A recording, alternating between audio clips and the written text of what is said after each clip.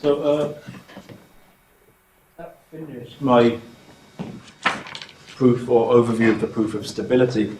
Now I'd like. Is my thing not on?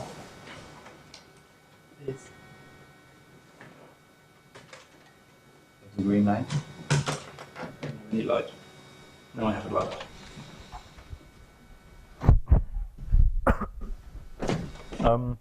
Now I'd like to explain how one can go about calculating what the stable homology is. And this is a very orthogonal problem. It uses very different methods. You don't need to know stability to do this, or vice versa. As you saw, we didn't use anything about the stable homology to prove stability, and you can prove stability without knowing stabilization. But of course, it's best to know them both, because then you can deduce things about the cohomology of finite braid groups. I'd like to explain a method that's basically due to Graham Siegel, called what he calls it scanning. Everything I do is basically due to Graham Siegel in some form. Everything we all do. He called it scanning, and it's let me just explain the method to you, and it's incredibly clever.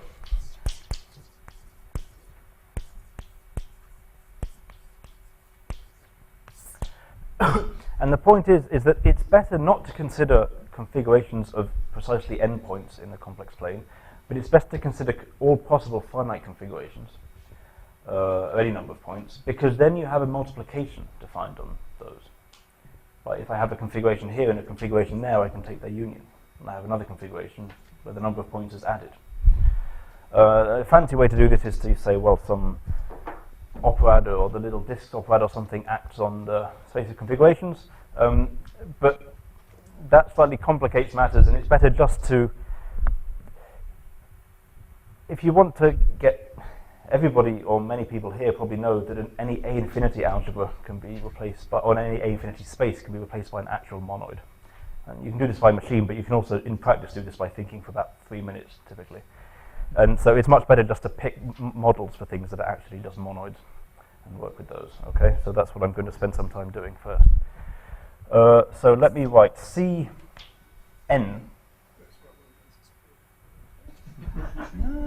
What, using wit rather than technology? Let me write Cn. This is my notation. Many things are called C. Finish. Many things are called Cn.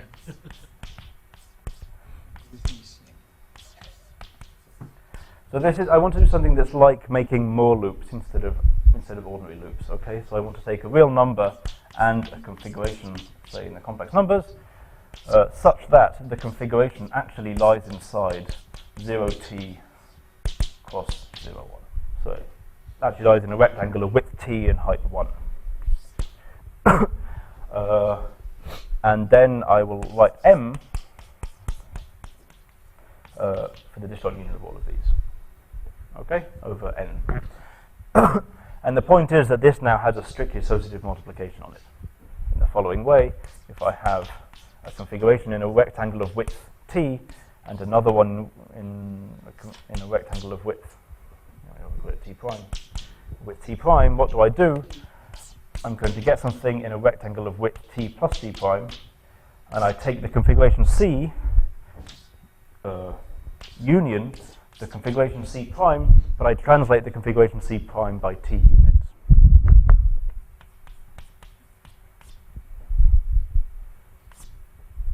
Okay. So this is just like concatenating Moore loops, right? So this is a associative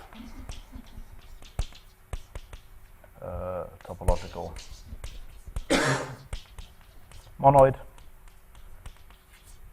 And probably it's actually not a monoid but a semigroup, because I guess it doesn't have a unit, but so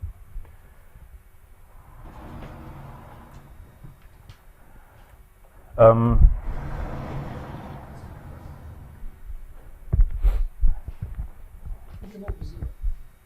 I mean, you can make it have a unit if you like. It will make no material difference to nothing. Because I always use semi-simplicial things, you see, and so nothing needs to have a unit because I never need degeneracies.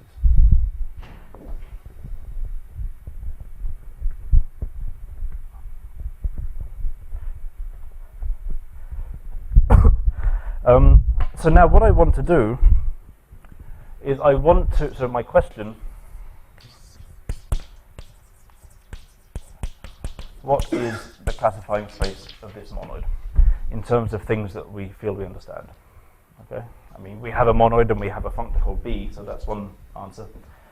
But I'd like to explain it in terms of some space of configurations. Okay, and to do that, I need to define a space of non-compact configurations, as you might call it. So they're configurations in the complex numbers, but they're allowed to move to infinity and vanish, and that's continuous in this space.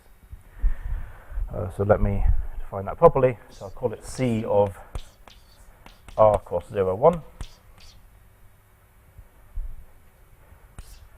And it's a space, or for now it's just going to be a set. Okay, it's a set of finite configurations in R cross 0, 1.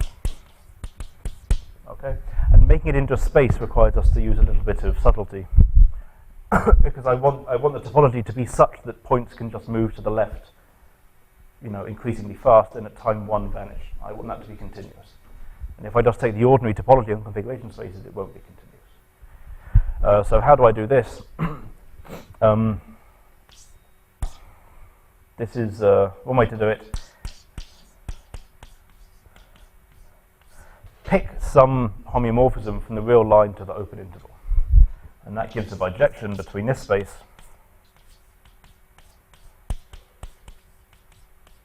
and that space.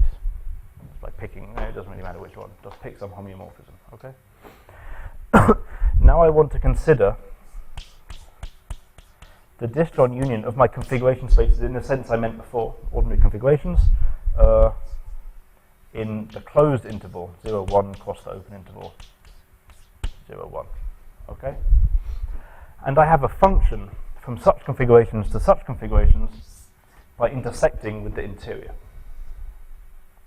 okay? So this sends a configuration here to that configuration intersect with the open. So if it happens to have points at 0 or 1, you just forget them. This is a function, certainly, and I want to give this the quotient topology from this surjective function. Okay? So I really want to give this the quotient topology via this bijection. So give it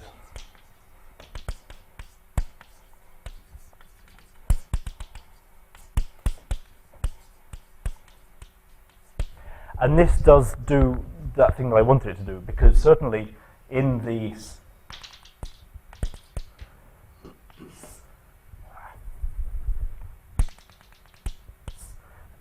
in my closed interval cross open interval, it's perfectly continuous to move a point from here to there. That's a perfectly good continuous path over here. Consequently, its image down here is also a perfectly good continuous path. Right? But down here, when I throw away my points that lie on the edges, that looks like moving to infinity and vanishing. Okay? So this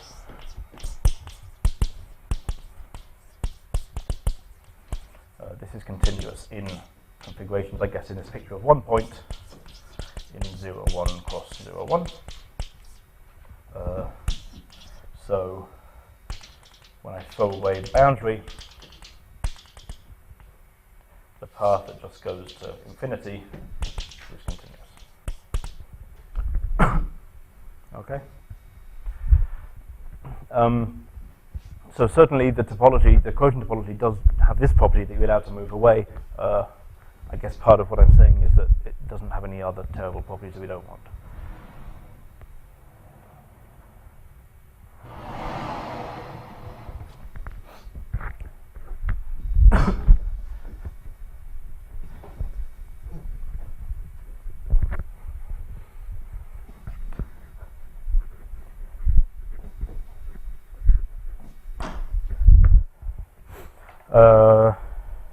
Right, so let me just tell you now what the theorem I want to prove is. The theorem I want to prove is that the classifying space of my monoid of configurations is homotopy equivalent to this space of non-compact configurations. Okay. Okay, and this somehow, I think, is an incredibly useful principle for what delooping is. It's somehow letting things degenerate. So delooping once is letting things degenerate in one direction, and delooping n times is letting them degenerate in n directions. And this, for example, is how you can also construct non-connected deloopings of algebraic K-theory. Instead of just taking modules, you say, instead of taking modules, I can take modules labeled by the unit cube. And then there's a map from that to modules just by taking a sum over all the labels at finitely many points. But then I can also take modules labeled by r equals 0, 1, and morphisms between them that don't move too much. And you take the K-theory of that, and that gives you a delooping of the ordinary algebraic K-theory. But it gives you one that's not connective. And this is the proper way to define, or one proper way to define negative algebraic K-theory. But that's not relevant for this. The point is that this principle, that delooping corresponds to letting things be non-compact in a direction. And delooping again means letting them be non-compact in another direction, as we'll see in a minute. So I want to prove this. So how do we do it? Well, it's pretty difficult to get a map, direct map between either of these things, so we need to cook up some intermediate thing. And the thing I cook up is the following. I want to let P be the following set.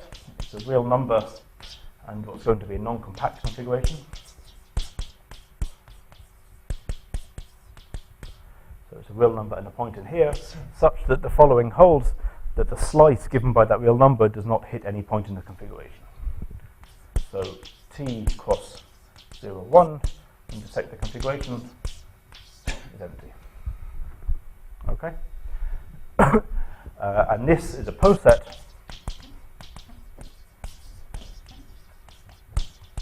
by the following rule: TC is less than T prime C prime if and only if the configurations are equal and T is less than T prime. Okay? So I think of a point in here is a picture like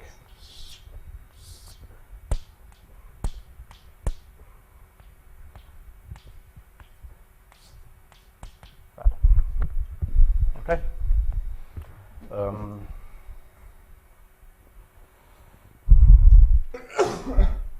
A little technical thing. I think I'll choose to topologize the real number discretely. This isn't going to be important, but I think it's technically useful.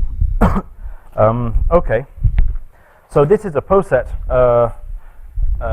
In particular, it's a category, and we can take its nerve. A monoid is in particular also a category. We can take its nerve, and we can also construct a functor from this category to that category in a rather obvious way. Well, this is a monoid, so we have no choice where to send the one object. We have no choice where to send the objects here. They go to the one object we have. And I have to tell you, where do we send a morphism like that? Well, we send it to the following thing. The real number we associate to it is the length of this interval, and the configuration we associate to it is the part of this configuration between the two lines, shifted down, I guess. So I guess I take the configuration, I shift it down by T, and then I intersect with this interval.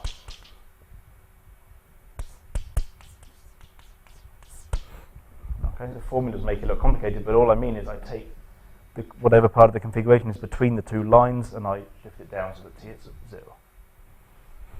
Okay. Shift it down to. Sorry, I cannot write and look at your. Sorry. So in the monoid, things were in a rectangle between 0 and T in the first coordinate, and between 0 and 1 in the second coordinate. If I just intersect the configuration with this cube, they're between T and T prime. So I just translate to the left so that it's between 0 and T prime minus T.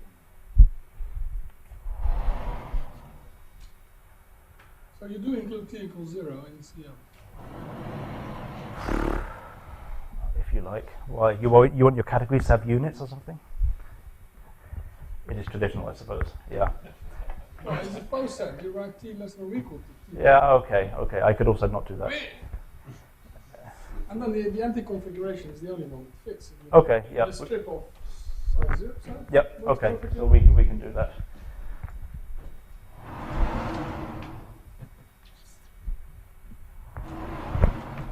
Now it really is a monoid, yes.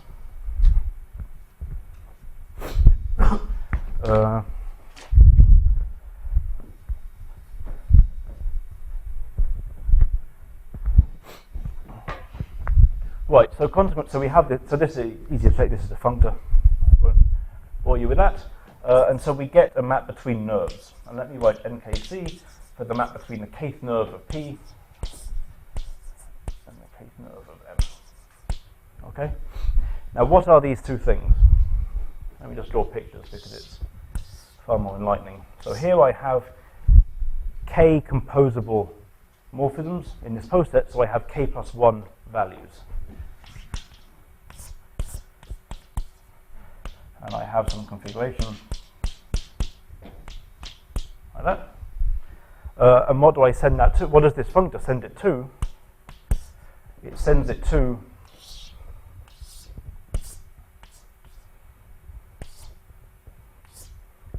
what's this? T1 minus T0, Tk minus T0, so T1, and then I'll try to reproduce this configuration that I drew over there.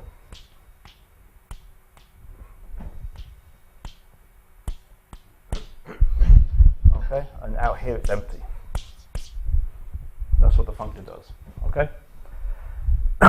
Now I can't possibly find a functor going the other way between from P to M that splits this. But on the level of each nerve, I clearly can. I just send that to the same picture thought of as an element over there. Right. So if I start here, go back and come forwards, literally is a retraction. I've got the same element. If I start there, go forwards and come back, I've replaced this by, well, that. Right, I won't draw it again. I've replaced this by that, considered as an element in the nerve of P now, instead of as an element in the monoid, right?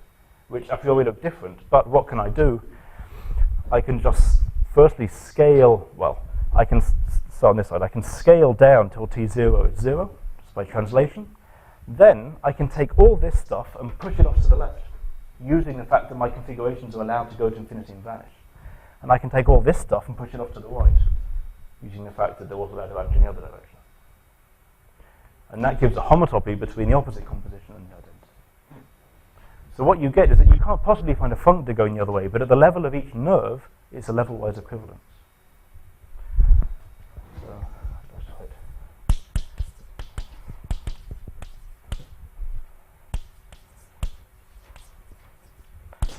By pushing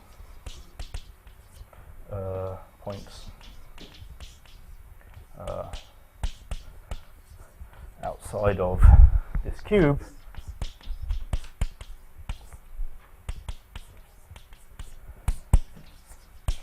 left or right. Sorry, I'm trying to, it's a bit too fast for me. What's that? What's On what? the right, in NKM, you write T1 minus T0. I would have expected you to write TK minus 1. On the far right. No, that length is Tk minus T0. So if we have errors from T0 to T1 to TK. Yep. You translate these into elements of the monoid. So you have T prime minus T in each case. I'm just checking whether I understand your construction. Sure. So I start with from 0 to T1 minus T0, and then from T1 minus T0 to T2 minus T1. No, T2 minus T1 minus T1 minus T0, which is also T2 minus T0. Yeah. Right, so what made this argument work is that we could do this pushing off to infinity. You see. Otherwise, if we had used the usual topology, here we would just have, it clearly wouldn't be an equivalence, because here we'd have that cross a configuration space cross another configuration space, which are not contractible. But because we've sort of allowed ourselves, the point is that now configurations in this sort of region, that space is always contractible, because you just push them away from the wall. So that's what makes this work.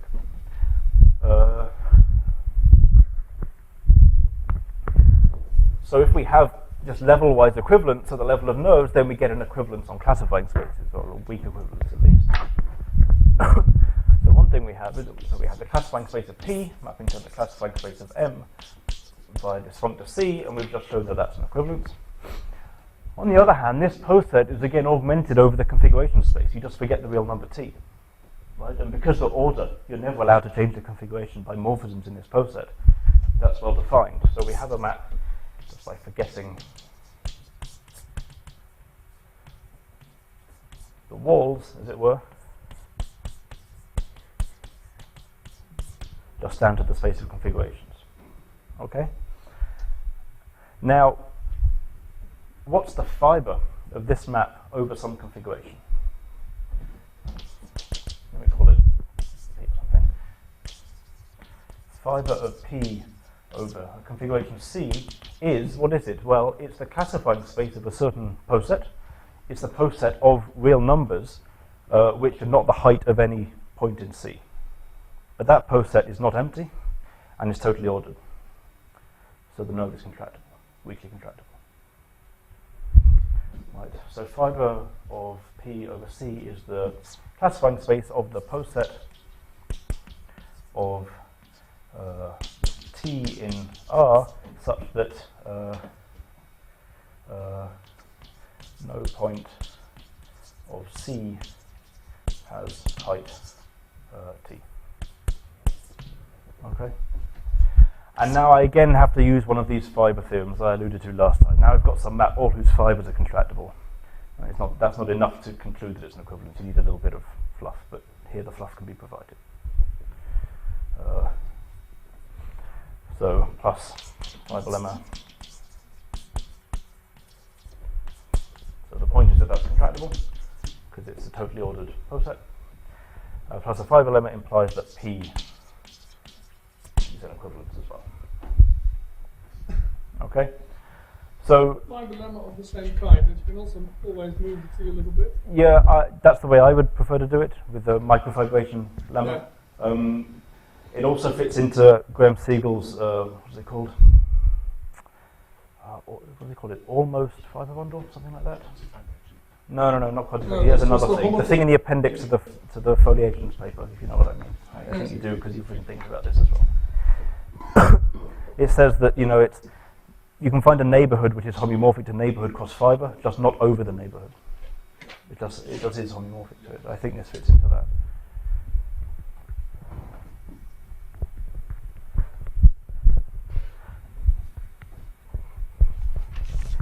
I mean, my way of seeing it is that here, if I have a configuration and I have some walls that don't hit it, and if I move the points in the configuration again, then the walls still don't hit them.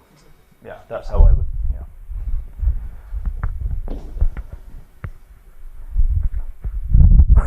Yeah. Okay, so that finishes the proof of that theorem. Now I'll just do incredibly quickly the exact same thing in the second coordinate direction. Right. Here I can now make the second coordinate direction have variable length and get an actual monoid that's equivalent to this space CR0,1, and I can deloop that monoid. And I'll just claim that, so let me say, so M prime is a monoid equivalent to C R cross 0,1, just by letting the second coordinate have a length. And then same proof. Shows that the classifying space of M prime is equivalent to configurations in R cross R, having the same meaning. The points can now vanish in all directions. Let's see what now we have a diagram. We have the monoid, and we can take our loops BM, the map that's adjoint to the inclusions of one skeleton, so the group completion, as it were. Now we can use the theorem we had up there to write this as loops of this R cross 0,1 to homotopy. Now we've defined this monoid to be equivalent to that, so we may as well also write it as loops on this monoid. Now we can take, so this is the group completion map here, we can take the loops group completion map, which goes to from a loop space. And now we can use this theorem that I just claimed. It's exactly the same proof as this one. So we can write this as loops squared of configurations in R cross R. Okay. Right.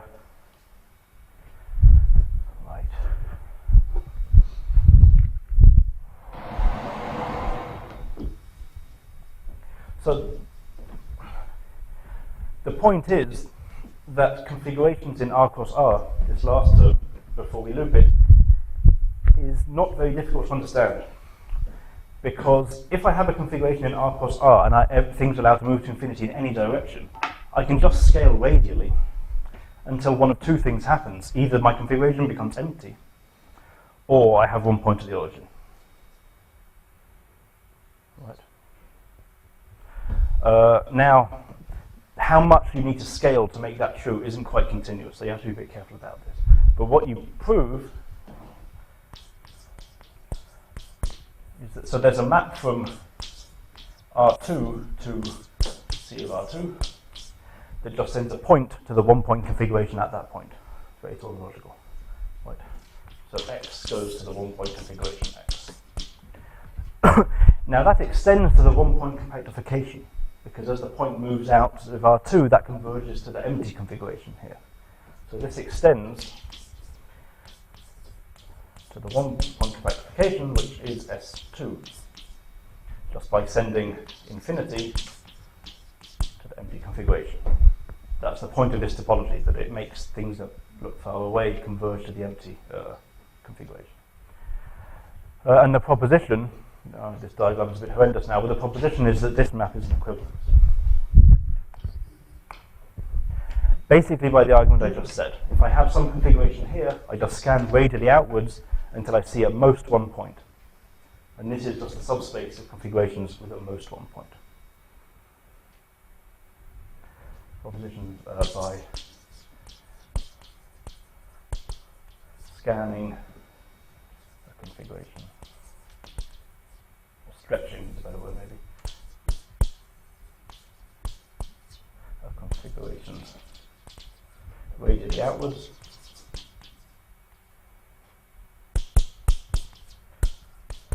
Until almost one point remains.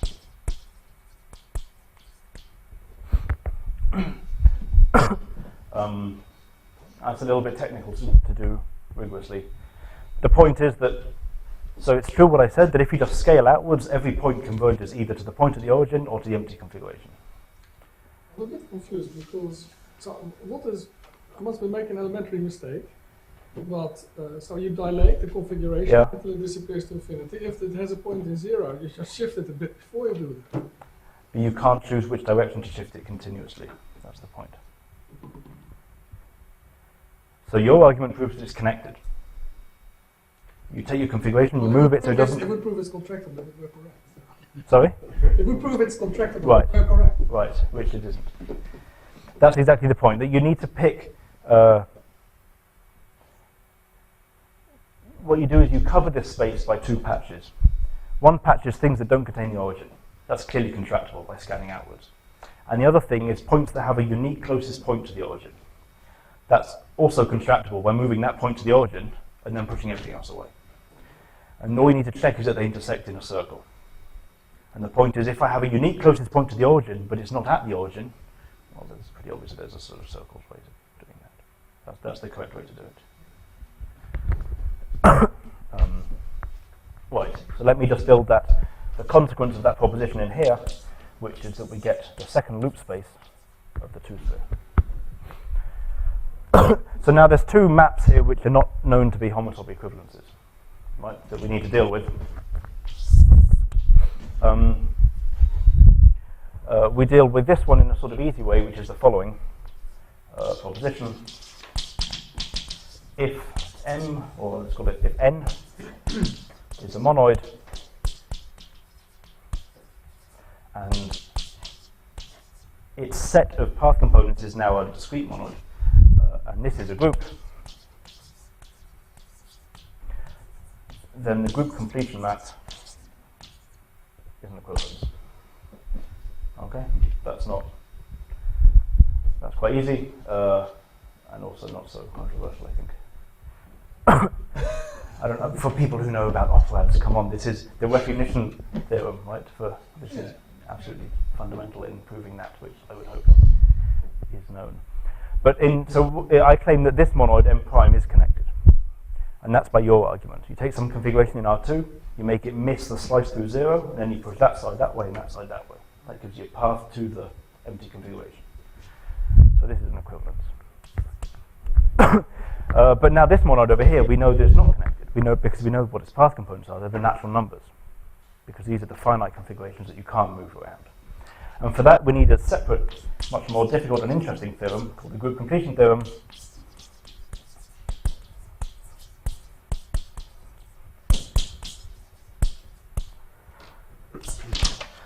Which says the following. So M topological monoid. What can we do? So we have this map from M to loops VM, and we can take its singular homology.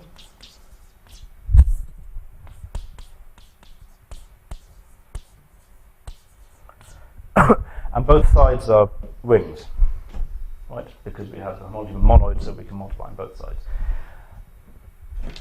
The pi 0 of M is a subset of its zeroth homology, and over here it's a subset of its zeroth homology, but over here pi 0 is a group. In particular, pi 0 as a subset of this ring is a collection of units in that ring, whereas here a priori it's not. So the map factors over the localization by inverting that multiplicative subset, because here it is invertible, and there, well, it may not be.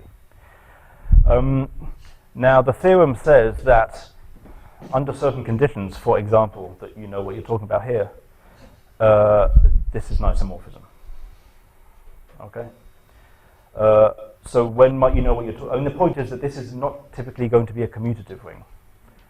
So localizations exist, but you don't really know what an element in it is, right? But as long as you do know, for example, if it's constructible by right fractions, then it's an isomorphism.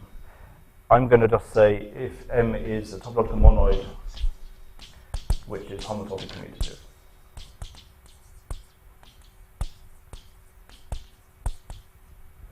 Then everything inside is a commutative ring, and we just make the localization in the only way we know how. Okay? Then this is an isomorphism. Here's the theorem. Yeah. But it can be weakened to various. So I'm concerned there's something slightly tautological here, because after all, you're trying to prove it's equivalent to a homotopy commutative thing. Sorry? You're trying to prove it's equivalent to a homotopy commutative thing, aren't you? But I mean homotopy commutative in a very weak sense. I mean that A times B is homotopic to B times A, not like E2 or anything fancy. Yeah, no, but I mean, look, aren't you going to end up with M? Yeah. Done something to is homotopy commutative. Yep. But M is sort of obviously homotopy commutative as well by doing that. This is the problem with the theorem. Isn't an H star M a commutative ring then? Yep. So you know what you're doing. Yeah, sure. I know how to localize. Yes. I understand the point. It's not for the natural numbers, you just invert. Let me use it, and then you'll understand You the do it point. explicitly with fractions. This example. Yeah. Pi 0 is n. Yeah, that's what I thought. I wonder why he's making a fuss about it, that's why. Yeah, okay. I was just stating the group completion theorem in some standard form. I don't know. It's controversial.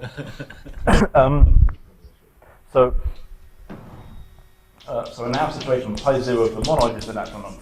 Right? It's the number of points in the configuration. So if we want to invert that set, we can just invert multiplication by 1. And if we just want to invert one element, then we can form the localization as a colimit, as a telescope. So the point is that it's That's what I thought you were saying. So we can form this localization as the homology of a colimit or some homotopically good colimit of, say, left multiplication by 1. Okay? But we know what, so let me now just go back to what the monoid was, right? It was equivalent to, certainly, the disjoint union of configurations of endpoints in the complex numbers. It wasn't equal to that because I took some model that was actually a monoid, but it's equivalent to that. So what is this telescope? This is nothing but the homology of the integers cross, let me write C infinity, C as it were. So that's just the colimit of C1, C2, C3, along my stabilization maps. Okay? So putting the whole mess together, so both sides have Z as their sets of components, so we may as well just pick one. And then what we prove is that the homology of the configurations of, or this means a direct limit, it doesn't mean actually infinite many configurations, it means the limit. In C is isomorphic to the homology of loops to S2 as long as we pick one component instead of many. On the other hand, this is also the homology of the infinite braid group because it was a k pi 1.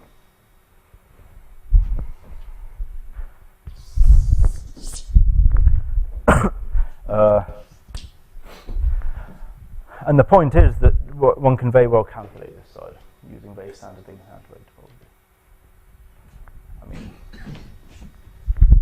you could calculate the right-hand side by knowing something about the homology of the left-hand side. You're joking, really? How do you know anything about the homology of the infinity? No.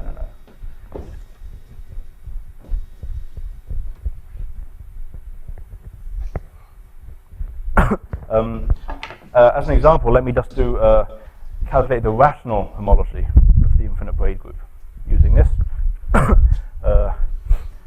The simplest thing to do there is to use the hop vibration. If you take the hop vibration and you loop it 2 times, you prove that the second loop space of S3 is equivalent to the second loop space of S2 as long as you take the baseline component. There's a more convenient way to write it. So another way we can write this is the second loop space of S3, and then we don't have to worry about components and stuff like that. Okay.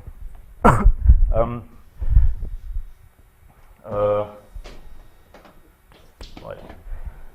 But now, if you're working in, I don't know, rational homology, for example, you can just use the Serre spectral sequence twice, starting with the homology of S3 and using the path vibration to calculate the homology of the loop space. And nothing can happen in that spectral sequence.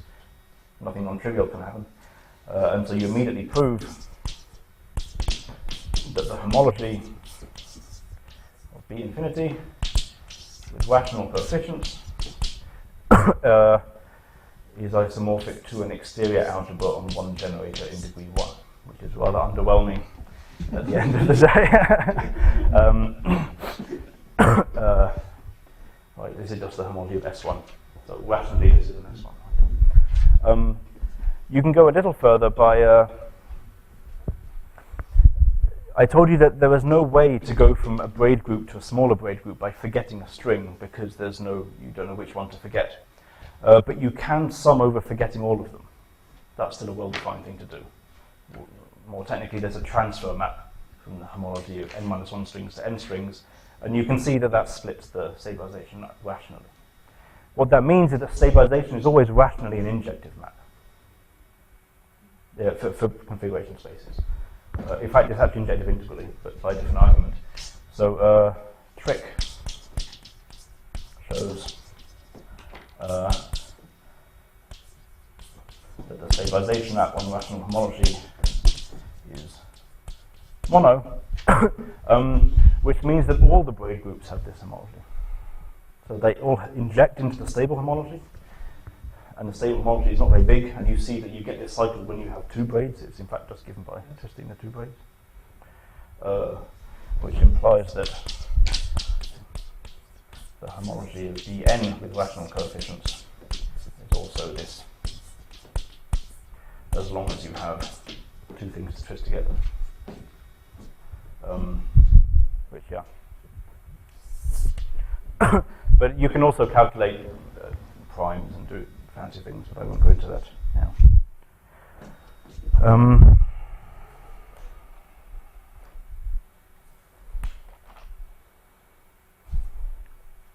Yeah, Okay, maybe I'll stop here. I think this is a good place.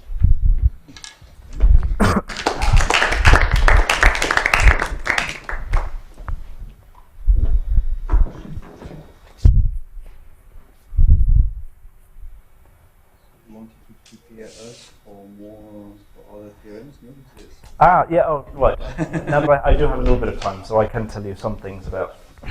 So the point is that in very broad strokes, all of this goes through for the mapping class group as well, considered very broadly.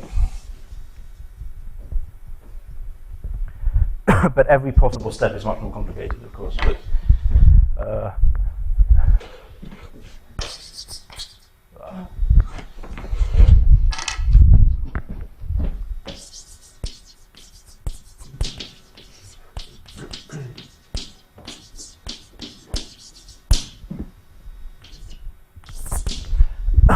so the first step that we used was that the configuration spaces are a good model for, or are a model for the classifying space of the braid group. That's also the case for mapping class groups in the following sense. So let me just say, gamma Gn means, for me, the mapping class group of a surface gamma Gn with G, genus G, and N boundaries. And diffeomorphisms are required to be the identity pointwise on the boundary. And the first theorem that one uses is that this diffeomorphism group has contractible path components. So one model for the classifying space of the mapping class group is the classifying space of the whole diffeomorphism group. That's actually equivalent. So it's the theorem of Earle-Niels.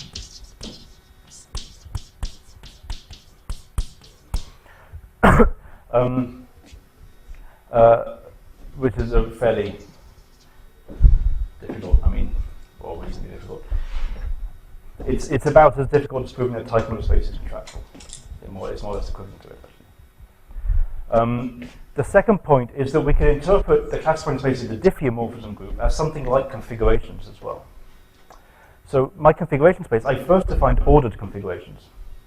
And I didn't say it this way, but I could have. I could have said that an ordered configuration is an injection from the standard finite set of size n to the manifold. Right? And then I divide out by the symmetry group of the standard set of size n. I could have said it that way. You can do the same thing here. I can take embeddings of my surface into R infinity, which are somehow standard on the boundaries. Just fix some boundary condition somewhere. That's a contractible space by Whitney's embedding theorem, because you have so much space, everything. And the diffeomorphism group of the surface operates on that space by precomposition. If I have an embedding, I precompose the diffeomorphism, I get a different embedding with the same image. So I can divide out by that diffeomorphism group. And because this is contractible and this action is free, and a little thing about it has sort of slices as well, that's also a model for BDiff. Okay? So another model for the classifying space of surface of the mapping class group is, as a set, what is this? This is subsets of R infinity which are diffeomorphic to my standard surface, but not in a prescribed way. So it's like configurations of surfaces of this type in R infinity. It's like unordered. They're not identified with the standard surface, just like an unordered set isn't identified with the standard set of size n. So it's very analogous. And just like here, the thing to do is to work with this model rather than the discrete group model. This is like working with the configuration space.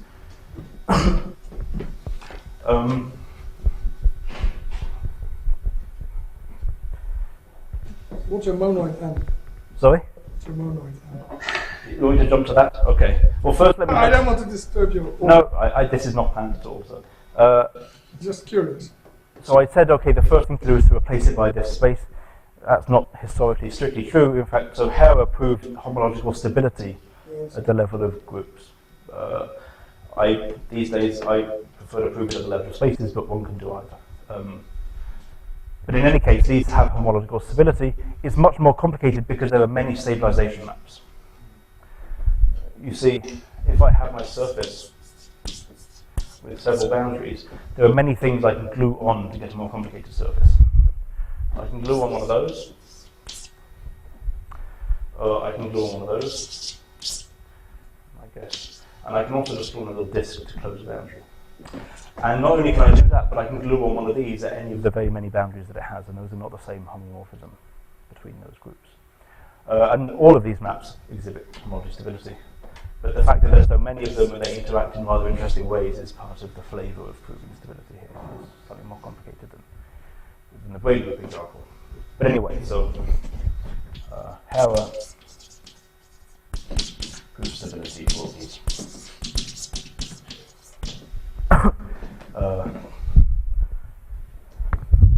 So then, let's see, so I guess the next thing is the monoid, right? The monoid one should use, let me write first just what it's homotopy equivalent to, and then I'll say what an actual model for it is that's actually a monoid. So what it's homotopy equivalent to is the disjoint union of the G big equal to 0, 2 of B diff plus gamma G1. And the composition is supposed to be given by boundary connect summing these two surfaces together at their one boundary, or if you prefer, it's given by if I have a surface of genus G with one boundary and another surface of genus H with one boundary, then I glue them together using a pair of pants. And you see that in order to make this be an actual monoid, you have to go to a certain amount of trouble. The good model to use to make an actual monoid is very similar to that one we used over there. I'm going to take things in R infinity, and in the first two coordinates, so I make their boundary be a square instead of a circle, and I make them look like this, where this goes from 0 to 1 and that goes from 0 to t, across as many dimensions as I need to get all my embeddings. And then concatenation is literally just given by putting things next to each other. Okay. So that's an actual associative monoid, and you also see this homotopy commutative just by the usual twist thing. So that's the model one should take. Now, what happens here is that the de-looping step, how you identify... I don't see the analogy. Say it again, because you don't want more than one surface, do you? No. So my surface. So this is the boundary of the surface, and when I put them next to each other, it looks like that. So that's connected, right? That's exactly the boundary. I thought it blended. No. So it's I'm sorry. sort of my model is sort of flat along here. Yeah. Okay. Fine. Standard. So when I put them next to each other, it really is a smooth surface as well.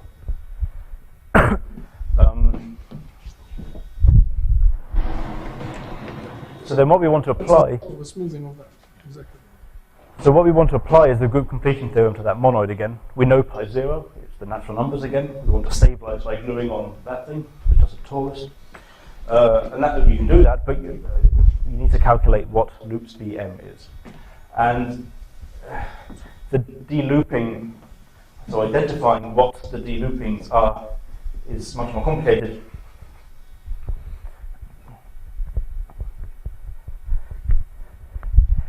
And the first step can be phrased in the following. This is a very difficult term, but it says the following. The classifying space of this monoid is homotopy equivalent to the classifying space of the category of two-dimensional cobordisms, all two-dimensional cobordisms.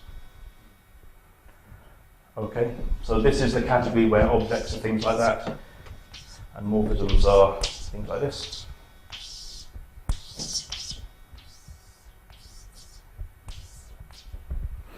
They concatenate like that. Right? I guess we can have GS and stuff as well. And yeah, I guess it should have an orientation if we're being very careful. They're not embedded in R3, are they? They're embedded. No, they're embedded again in R infinity. There's no braid. Yeah. Now, you see, the point is that this is the category of all possible surfaces gluing together in all possible ways, which is very different from just gluing together connected surfaces of fixed units with one boundary along their boundaries in a very standard way. And so proving that these, so the monoid, you can make it sit inside this. If you take a good model, you can make it be a subcategory of this category. And the fact that they have the same classifying space is somewhat mysterious. I mean, I know how to prove it, but what you have to do is you have to show that somehow, so a point in this classifying space is a picture, just like we were doing for configurations, where you have these walls and you have cobordisms between them, and maybe the walls have a weight, and when the weight goes to 0, you forget the wall, and if you happen to forget that one, then you forget all this cobordism as well. So the first thing to do is to take a different model where things extend outside, and that's equivalent by this scanning trick again. So you don't lose anything by doing that. Then you use this poset trick to say, well, you may as well forget the walls if you're doing that, because there's a contractible poset of ways to put all these walls. They just have to not be a singular value of the height function. So you may as well go to the space of non-compact surfaces, or surfaces which are non-compact in one direction. Well, that's important in R infinity. And once you've got there, it's sort of obvious how you should deloop. You should let them be non-compact in 2 directions, and then non-compact in 3 directions, and that works. And that's not terribly difficult either. So this you can deloop infinitely often by letting your surfaces be non-compact in more and more directions. So in fact, here you get an infinite loop space, not a double loop space, which is also not obvious because n is not an E-infinity algebra, it's an E2 algebra, or E, yeah, 2. So this you can deloop by letting more directions be non-compact. And now, what's the analog of this? When we were working with configurations, we had configurations in R2 that were non-compact in all directions. Then we had this scanning argument, that you can scan until you see at most 1. What you do with surfaces, or with manifolds more generally, is, if I have a manifold in R very large n, let's say, it can either contain the origin or it can not contain the origin. If it contains the origin, then you don't just see a point, you see a tangent space. In fact, you see an oriented 2-dimensional space because the surface is oriented, right? And if it's nearby, you don't just see a tangent space, you see tangent space and the normal vector to it. It tells you how to get to the surface, and then the tangent space at the closest point. So what you end up getting,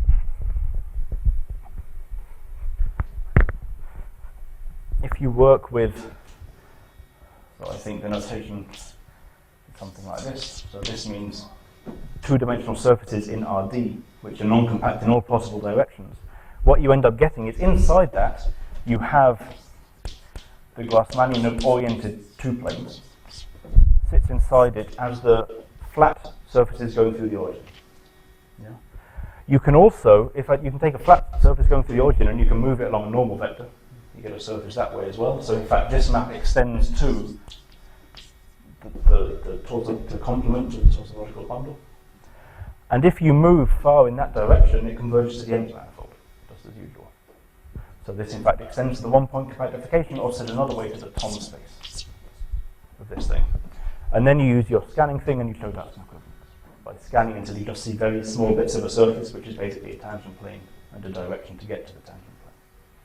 So what you end up getting for this BC2, or is easiest to say for loops on BC2, is equivalent to the direct limit of the d-fold loop space of the Thom space of gamma per over magnitude 2 planes, blah blah blah. Or said another way, if you know about this, the infinite loop space of the Thom spectrum of minus gamma over PSO2. If you know about Thom spectra and so on. I mean, this is simply equal to that by definition, so don't worry if you don't know it. Right. And this is what's commonly known as MPSO2. That's a name. And then you go ahead and you calculate, say, the rational cohomology of that, and by doing that you prove the Mumford conjecture, which is about what the rational cohomology of the mapping class group is in a stable range. But that's not very difficult. I mean, given that if you know any sort of rational calculations in stable homotopy theory are incredibly easy. You just observe and write down the answer. I mean, there's nothing to say. So the difficulty is this step that I said was difficult, but I didn't explain why. So why this small monoid has the same classifying space as this big category. And that involves taking, this space is the space of all pictures like that, and the classifying space of M is the space of all pictures, or it's not quite true, but an equivalent model, all pictures where here you have one circle, always, and the thing inside is always connected.